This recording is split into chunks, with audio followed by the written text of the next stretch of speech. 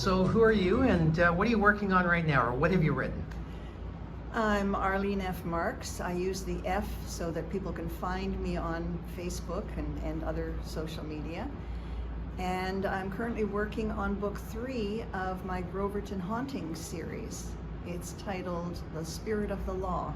And you have a lot of books, right? Yeah, I've had about 22 books. I've got 22 in print. Yeah. And 14 of them are novels. Prolific author here in Collingwood. What inspired you to become a writer? Well, actually reading, but if I were being totally honest, I'd have to go back further and say my survival instinct.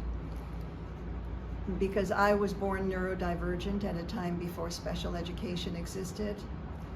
And so my childhood was not pleasant, to put it mildly. Nobody knew what to do with me. My teachers didn't know what to do with me. My parents were baffled.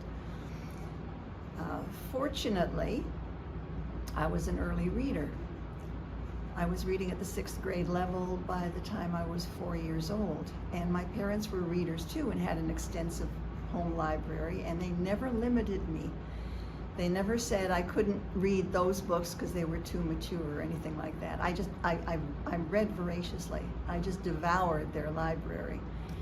And what I discovered was that certain genres of books kind of gave me an escape hatch from reality. I was able to just retreat into my imagination reading these particular kinds of stories, and they were speculative fiction and mystery. Well, I was going to say, because you're known for your mystery, and is there a little bit of sci-fi in there too, or a little bit of fantasy? It's paranormal. Paranormal. So I'd say fantasy, yeah.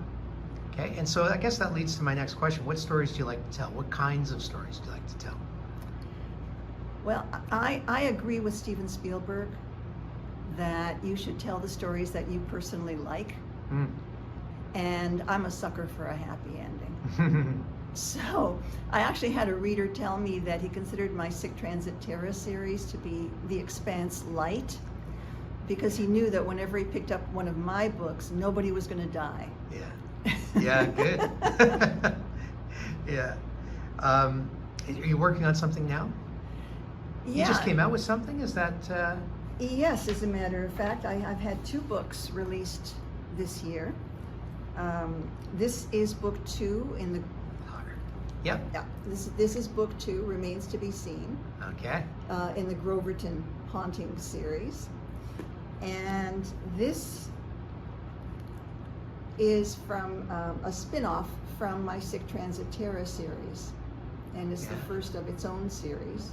Okay. And they both came out this year. And you've got something you're working on next, or you're focused on those 2 that, because if you come out with 2 books in a year, you're obviously hitting the road running, but do you have another one on the go? Well, I'm working on book 3, as I said. Yeah, book 3. And also I'm keeping 3 series going all at once.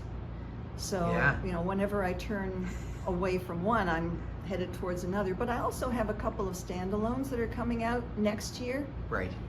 And they don't belong to any of the series. They just, you know, they popped into my head, and the characters were very convincing. They nagged me until I wrote their story, basically. That's great.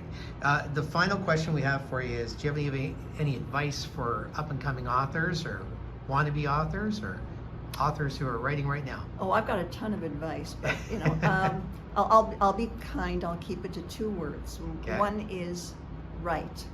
Mm. Writers are people who write.